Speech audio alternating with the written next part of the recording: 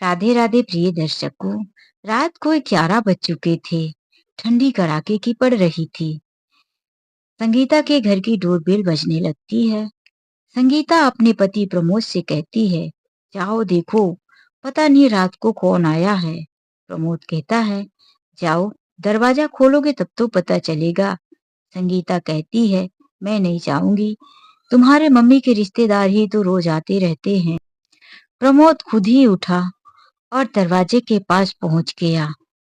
जैसे ही उसने दरवाजा खोला तो देखा उसके पड़ोस वाले अंकल कौशल जी आए हुए हैं। उन्हें देखते ही प्रमोद ने झुककर उनका पैर छुआ और नमस्ते अंकल जी, आइए आइए कहकर घर के अंदर बुलाया। कौशल जी के साथ उनकी एक जवान बेटी भी थी।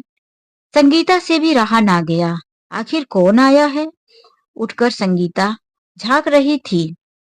सरस्वती जी, संगीता की सास, भी उठकर आ गई। अपने गांव के पड़ोसी को देखकर मुस्कुराते हुए कहती हैं, आइए आइए, ठंडी बड़ी जोर की है, जल्दी दरवाजा बंद कर ले प्रमोद। प्रमोद ने दरवाजा बंद किया। कौशल जी अंदर आकर अपनी बेटी के साथ बैठ जाते हैं। सरस्वती जी उनका हाल पूछने लगती हैं, कहिए कैसे हैं सब गांव में, आपको कैसे आना हुआ यहाँ शहर। कौशल जी कहते हैं कि मेरी बेटी ने रेलवे का फॉर्म भरा था और उसकी परीक्षा थी, बस इसीलिए मैं यहाँ आ गया। हमारी ट्रेन कल सुबह की है, रात में हमें स्टेशन में रुकना पड़ता।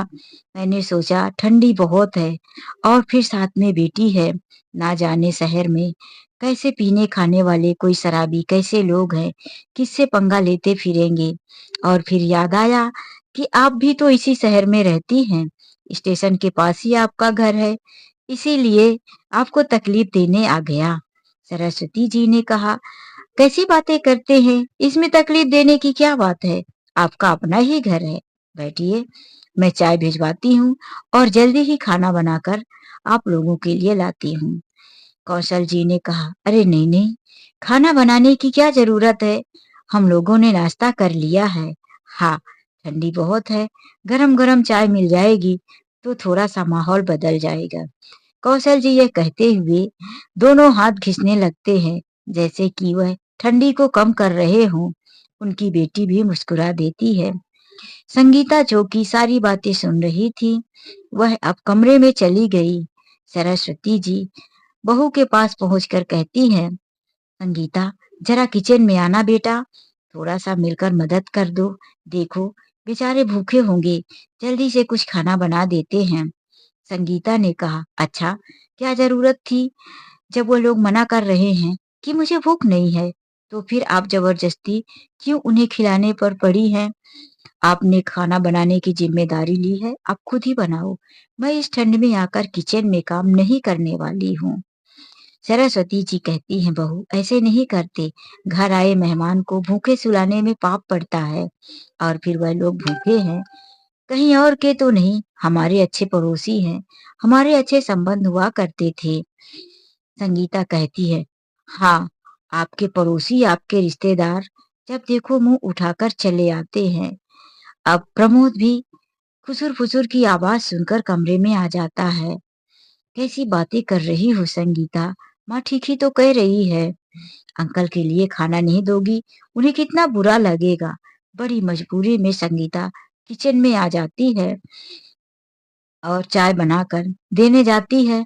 कौशल जी कहते हैं, बस बहू, अब आगे तकलीफ मत करना, चाय पी के हम लोग सो जाएंगे और सुबह जल्दी उठकर ही चले जाएंगे, सुबह 6 बजे की ही हमारी ट्रेन है।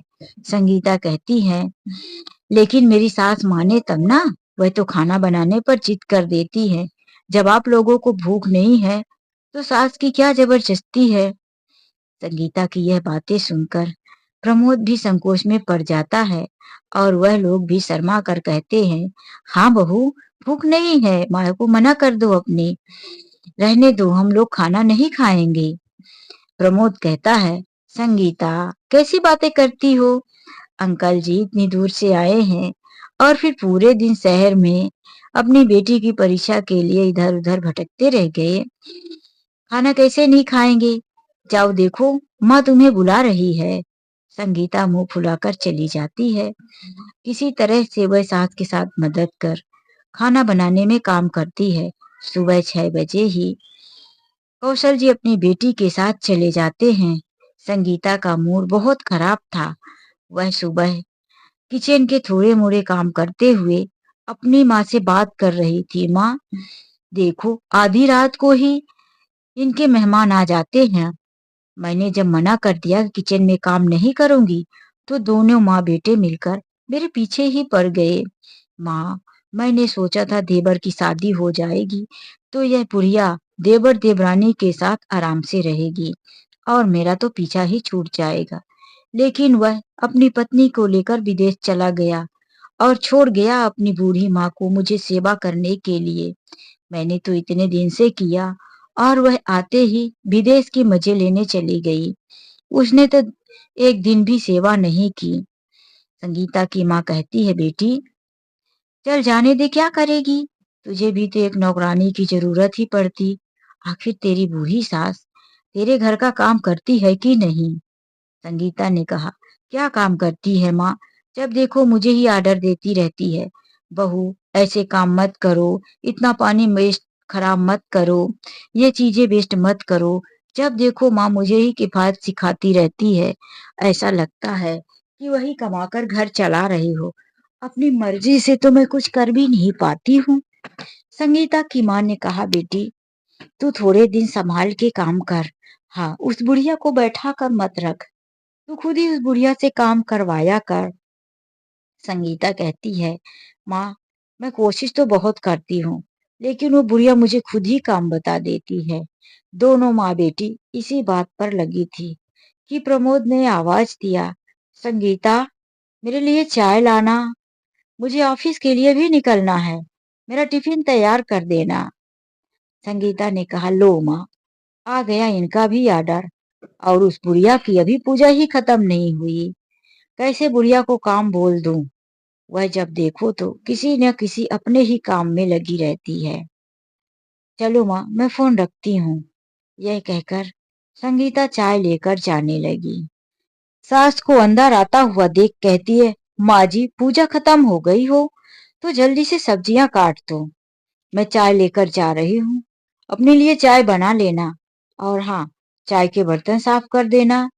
मुझे भी थोड़ा सा काम है। आप जब तक किचन के काम देख लो। सरस्वती जी किचन में आई तो देखती हैं कि चाय के बर्तन जूठे पड़े थे, किचन गंदा पड़ा था। उनके लिए बहू ने चाय नहीं बनाया था। उन्होंने खुद ही अपने लिए चाय बनाया, जूठे बर्तन साफ किए और फिर सब्जियां काटने लगी। अभी तक संगीता अपने कमरे से बाहर नहीं निकली थी। सरस्वती जी सोच रही थी कि बहू बाहर आए तो मैं जाकर बैठ के आराम से चाय तो पी लूं, लेकिन वह बाहर नहीं निकली। संगीता पति के पास ही बैठी रह गई। प्रमोद ने कहा, संगीता तुम जरा किचन का काम जल्दी निपटाओ, मेरी तबीयत ठीक नहीं लग रही है। मुझे लग रहा आज ऑफिस नहीं जा पाऊंगा। ऐसा करो टिफिन रहने दो, मैं आज घर पर ही काम कर लेता हूँ ऑनलाइन। संगीता यह सुनकर समझ गई थी कि आज उसका पति ऑफिस नहीं जाने वाला है, तो उसे किचन का काम करना पड़ेगा। संगीता ऐसा करती थी जब उसका पति प्रमोद बाहर चला जाता था, तब वह अपने कमरे में आराम करती थी और सास से घर का काम करने को बोल देती थी। और जैसे ही प्रमोद के आने का समय होता तो वह काम में लग जाती कि प्रमोद को समझ में आए कि पूरा दिन संगीता घर के काम और बच्चों का ध्यान रखती है। लेकिन आज प्रमोद जाने ही वाला नहीं था, तो संगीता को अपने कमरे में आराम करने को नहीं मिलता। वह बाहर आकर देखती है कि सास ने सब्जी चढ़ा दिया था। संगीता कहती है, माँ जी जरा जल्दी जल्दी हाथ चलाओ, और मोबाइल लेकर किचन में ही खड़ी हो मोबाइल चलाने लगती है। अब तक प्रमोद की खांसी बार बार गूंज रही थी। संगीता कहती है, इनको भी तबीयत खराब हो गई है, घर पर ही है माँ जी, टिफिन नहीं चाहिए। सरस्वती जी ने कहा, बहू प्रमोद को खांसी यहाँ तक सुनाई दे रही है, तुम ऐसा करो प्रमोद के लिए गर्म पानी लेकर जाओ और उसके लिए मैं कुछ अच्छा सा चटपटा बना देती हूँ। संगीता कहती है, माँ जी आप ही पानी लेकर अपने बेटे के लिए जाओ। अब मैं किचन में आई हूँ तो कुछ काम कर लेती हूँ। संगीता किचन में काम करने लगती है। सरस्वती जी की जब बेटे के कमरे में गई तो देखती है कि प्रमोद को बहुत बुखार था। उन्होंने उसके माथे, उसके नाड़ी को पकड़ा तो पूरा बदन तप रहा था। सरस्वती जी ने कहा, बेटा तुझे तो बहुत बुखार है, खांसी आ रही है, बदन तप रहा है, तू काम छोड़ दे, काम बाद में कर लेना, जा पहले डॉक्टर को दिखा कर आ। प्रमोद ने कहा, माँ मैंने बुखार की दवाइयां ले लिया है, अभी मुझे जरूरी काम करना है, आराम नहीं हुआ तो दोपहर तक चला जाऊंगा। और काम करने लगता है। सरस्वती जी जाने लगती है तो प्रमोद कहता है, माँ बैठो थोड़ी देर तक मेरे पास ही, संगीता किचन का काम कर लेगी। वैसे ही जब मैं ऑफिस चला जाता हूँ मुझे टाइम नहीं मिलता कि आपके पास बैठूं आपसे बातें करूं। सरस्वती जी कहती हैं, बेटा मैं तेरे लिए बाम लेकर आती हूँ, तेरे सिर में लगा दूंगी, तुझे थोड़ी राहत मिलेगी। तेरी नाक जाम हो गई है, वह भी खुल जाएगी। प्रमोद काम करता है और सरस्वती जी बेटे के सिर पर बाम लगा देती हैं। शाम होती है, अभी तक संगीता कमरे में नहीं आई थी। सरस्वती जी ही उसे खाना देती हैं, उसका सारा काम करती हैं। संगीता अपने कमरे में दोनों बच्चों के साथ ही सो गई थी। अब तो ऐसा रोज का हो गया। प्रमोद 2-3 दिन से बीमार था और सरस्वती जी अपने प्रमोद यानी अपने बेटे की देखरेख कर रही थी और संगीता प्रमोद के कमरे में जा भी नहीं रही थी। प्रमोद ने पूछा, माँ 2 दिन से संगीता दिखाई नहीं दे रही, उसकी आवाज सुनाई देती है, वह कमरे में आती क्यों नहीं? सरस्वती जी ने कहा, बेटा बहू भी थक जाती होगी, शायद बच्चों के लिए वह बच्चों के साथ ही रह जाती है। सरस्वती जी को आभास हो रहा था कि बहू जिस दिन से प्रमोद को बीमार देखी है वह उसके कमरे में नहीं आ रही। उसे लग रहा था कि प्रमोद की सर्दी खांसी और बुखार का इन्फेक्शन कहीं मुझे ना हो जाए, इसीलिए वह अलग कमरे में रहती थी। लेकिन माँ माँ तो माँ होती है, वह कब डरी है अपने बच्चे की बीमारी अपने ऊपर ना लेने से। माँ तो हमेशा दुआ करती है कि हे भगवान मेरे बेटे को ठीक करो, मेरे बच्चे सुखी रहें, उनके सारे दुख उनकी बीमारी मुझे दे दो। वह कहाँ अपने बच्चों को मुसीबत के समय अकेला छोड़ती है। इसीलिए सरस्वती जी भी अपने बेटे प्रमोद के पास ही रहती। रात को वह कई बार प्रमोद को चेक करने जाती। एक दिन तो वह रात में प्रमोद के पास ही बैठी टेबल पर उसे के तकिया के पास सिर रखकर सो गई। प्रमोद सुबह उठा तो बोला, माँ तुम अपने कमरे में सोई नहीं, ठंड में इतनी रात यहीं बैठी रह गई, जाओ माँ तुम सो जाओ। सरस्वती जी कमरे से निकलकर अपने कमरे की तरफ जा ही रही थी कि उन्हें बहू की आवाज किचन में सुनाई दी। संगीता की आवाज सुनाई देती है। संगीता अपनी माँ से कह रही थी, माँ पता नहीं तुम्हारा दामाद सच में बीमार है या बीमार होने का नाटक कर रहे। एक ऊपर से यह बुढ़िया अपने बेटे की सेवा करने का इतना ढोंग कर रही है कि मेरे समझ में नहीं आ रहा कि दोनों माँ बेटे क्या कर रहे हैं, सच में बीमार है या कोई और दिखावा। माँ मैं तो 2-3 दिन से कमरे में आसपास भटकी भी नहीं, मुझे नहीं चाहिए इनका इन्फेक्शन। सरस्वती जी मन में सोची, मैं ठीक ही सोच रही थी, इन्फेक्शन ना हो जाए, इसी वजह से वह बाहर नहीं आती, बच्चों के कमरे में ही सो लेती है। उधर से संगीता की माँ सिखा रही थी, बेटी तू पूरे घर का काम पूरा दिन करती रहेगी तो तेरे सास को छुट्टी मिल जाएगी, वह किचन के काम और घर की नहीं करेगी। संगीता ने कहा, माँ काम तो वैसे भी मैं उससे ही करवाती थी, लेकिन जब से प्रमोद बीमारी का नाटक करके घर पे बैठे हैं तो यह अपने बेटे के आसपास ही घूमती रहती है। और फिर प्रमोद के सामने मैं भी बैठ नहीं सकती, अपनी माँ को काम करता हुआ देख कहने लगते हैं, जाओ माँ की हेल्प कर दो। बड़ा आया माँ का लाडला। संगीता जब उसका पति घर में रहता तो वह काम में लगी रहती, दिखावे के लिए। जैसे ही प्रमोद ऑफिस चला जाता तो सास को सारे काम समझा देती, फोन पर कभी अपनी सहेलियों से, कभी अपनी माँ से, तो कभी सो जाती। बस प्रमोद के आते ही वह काम पकड़ लेती कि जैसे उसने ही सारा काम किया हो। यह सारी बात तो सरस्वती जी समझती थी, लेकिन सोचती थी कि घर में कौन कलह करे, क्यों बेटे को यह बातें बताऊं, कभी न कभी तो बहू की समझ में आ ही जाएगा। लेकिन जब आज अपने कानों से बहू के मुंह से ऐसी बातें करते सुन लिया तो सरस्वती जी को बहुत बुरा लगा। उन्होंने मन में ठान लिया था कि अब बहू को सबक सिखाकर ही रहूंगी। दूसरे दिन सुबह संगीता किचन में खाना बना रही थी और बीच बीच में उसे खांसी भी आ रही थी। ऐसे तो वह नाटक कर रही थी ताकि बीमारी का बहाना बनाकर एक कमरे में आराम करे और बचे कि घर के काम करने के लिए सास तो उसे करना ही पड़ेगा। लेकिन संगीता की खांसने की आवाज सुनकर अभी भी सरस्वती जी कमरे में नहीं आई तो संगीता जहां उसके कमरे में उसका पति और उसकी सास बैठी थी चाय लेकर पहुंच गई। चाय रखते ही जोर जोर से खांसने लगी, ऐसा लगा कप ऊपर ही गिरा देगी। चाय की कप संभालते हुए उसने कहा, मुझे बहुत खांसी आ रही है, मेरी तबीयत ठीक नहीं लग रही, मेरा सर भारी लग रहा है, किचन का काम भी बहुत बड़ा है। सरस्वती जी ने कहा, बहू तू दवाइयां ले ले, मैं आकर किचन के काम में मदद कर देती हूँ। यही तो चाहिए था संगीता को। संगीता अपने बच्चों के कमरे में जाकर आराम करने लगी। बच्चे अब तक स्कूल चले गए थे। सरस्वती जी ने पूरा काम कर दिया, लेकिन संगीता कमरे से बाहर नहीं निकली। अब वह जोर जोर से खांसे जा रही थी और जब भी सास की आहट पाती तो खांसी को और बढ़ा देती।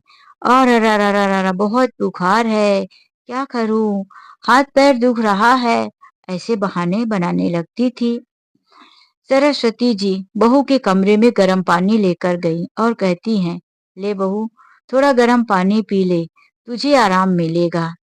उन्होंने जब बहू के शरीर को छुआ तो उन्हें सच में लगा कि संगीता को बुखार है। संगीता ने गर्म पानी पिया और आराम करने लेट गई। आज संगीता का शरीर सच में भारी लग रहा था।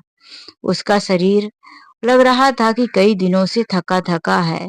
उसका सिर दुख रहा था। जो खांसी वह कल तक नाटक के लिए कर रही थी, आज वही खांसी उसे सच में आ रही थी। उसने उठने की कोशिश की तो उसे चक्कर आ रहा था। महसूस किया कि उसका नाटक तो सच में उस पर भारी पड़ गया। तभी उसकी माँ का फोन आता है। संगीता माँ से हालचाल कहने लगती है, माँ मेरी तबीयत सच में खराब हो गई है, मैं क्या करूं। संगीता की माँ कहती है, अरे बेटी तू अपना दवा करा ले, मैं ऐसे भी बहुत परेशान हूँ। तेरे पापा दिल्ली जा रहे हैं, तेरे पापा को भी घुटने का ऑपरेशन दिल्ली में करवाना है, वहां पर मुझे भी रुकना पड़ेगा। हॉस्पिटल में तो ठीक है, लेकिन फिर रहने के लिए कहाँ से व्यवस्था करूं।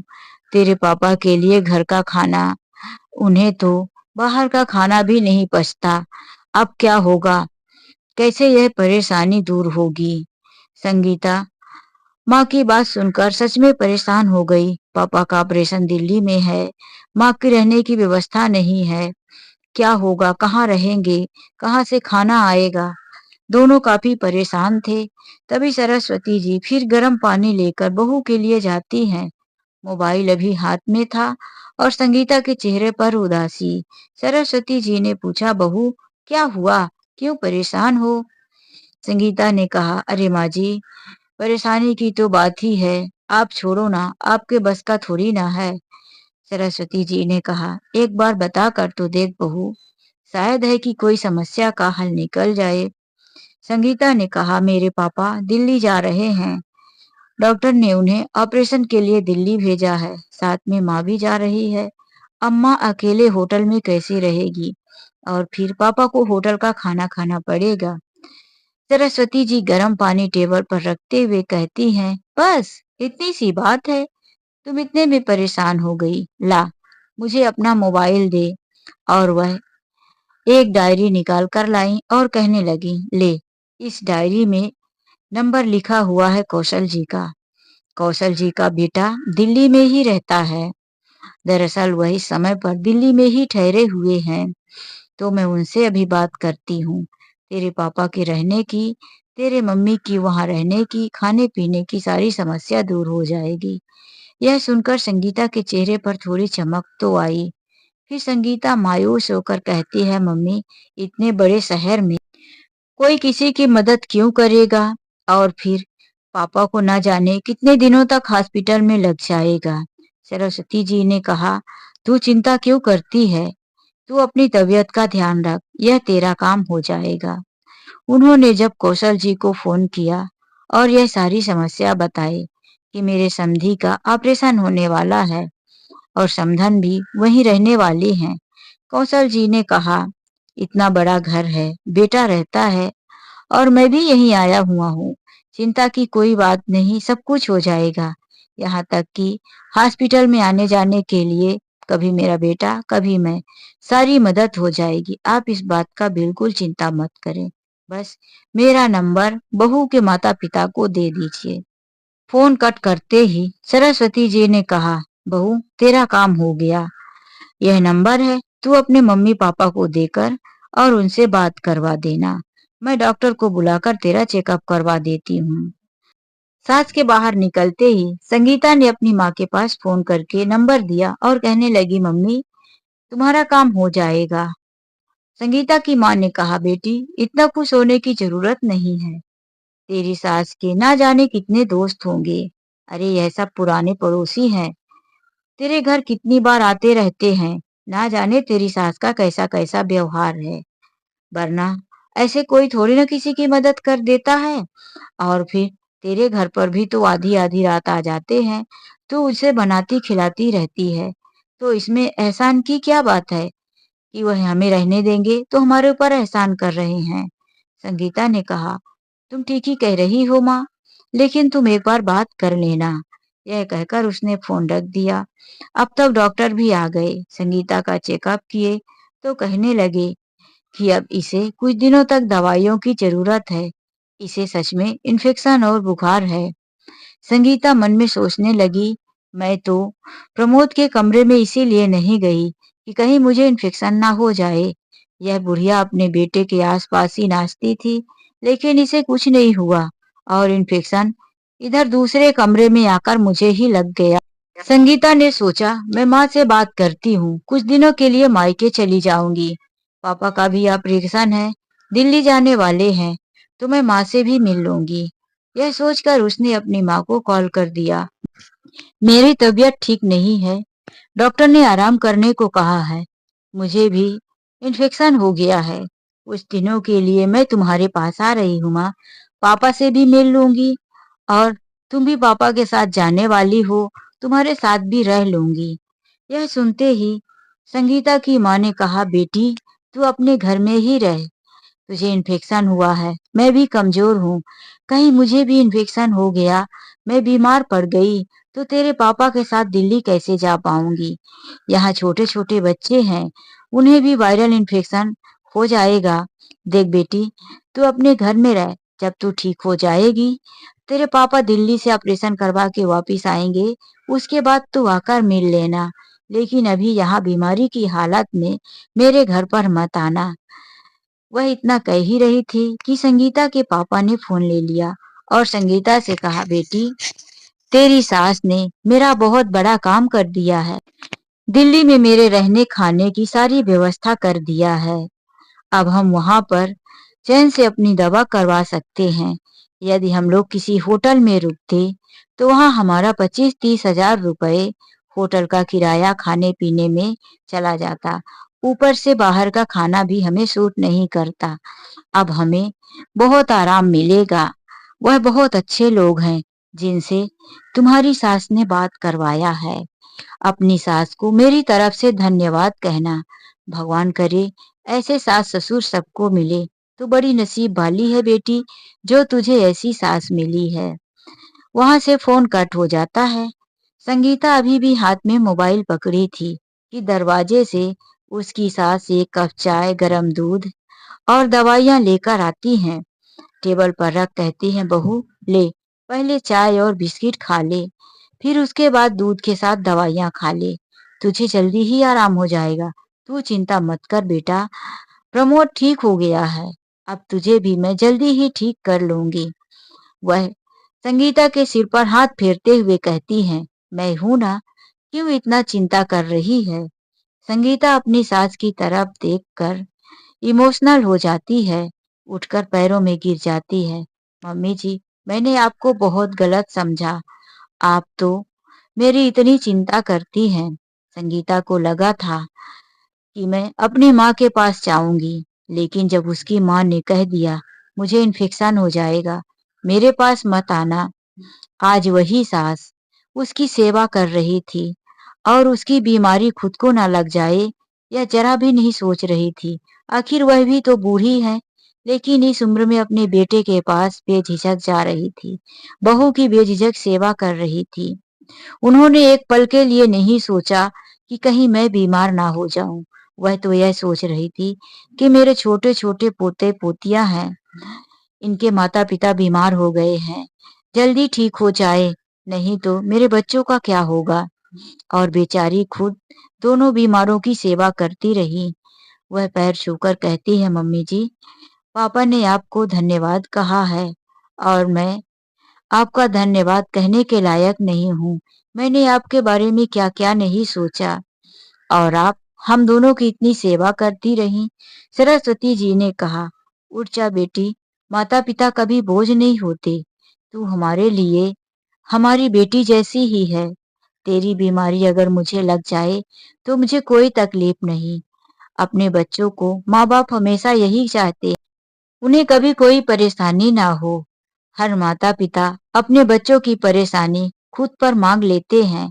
तू तो मेरी बेटी है, तेरे से ही मेरे घर में खुशियां हैं। संगीता अपनी आंसू पोंछते हुए कहती है, माँ जी, मुझसे गलती हो गई, मैं ही आपको समझ नहीं पाई। यह कहकर वह अपनी सास के गले लग गई।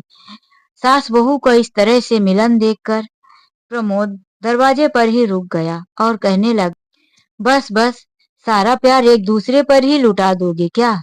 इधर बेचारा बेटा भी खड़ा है, उस पर भी ध्यान दे लिया करो। सब हंसने लगते हैं और सरस्वती जी बहू को बैठाकर गरम गरम दूध उसके हाथ में देती हैं और कहती हैं, बहू ये ले, ये हल्का गरम दूध है, इसे पी ले और दवाइयाँ खा, मैं पानी लेकर आती हूँ। अब घर में सब कुछ सही हो चुका था। संगीता की आंखें खुल चुकी थी कि जिसे हम बोझ समझते थे और जिसे हम हमदर्द समझते थे, दोनों में कितना फर्क था। तो दोस्तों, यह कहानी आप लोगों को कैसी लगी? लाइक और कमेंट करके ज़रूर बताएं। हमें आपके कमेंट का इंतज़ार रहेगा। चलिए मिलते एक नई कहानी के साथ। आज के लिए बस इतना ही। राधे राधे, जय श्री कृष्णा। यदि हमारी कहानी पहली बार सुन रहे हैं, मेरे चैनल में पहली बार आए हैं, तो प्लीज़ जाने से पहले सब्सक्राइब करना मत भूलिए। Bye bye.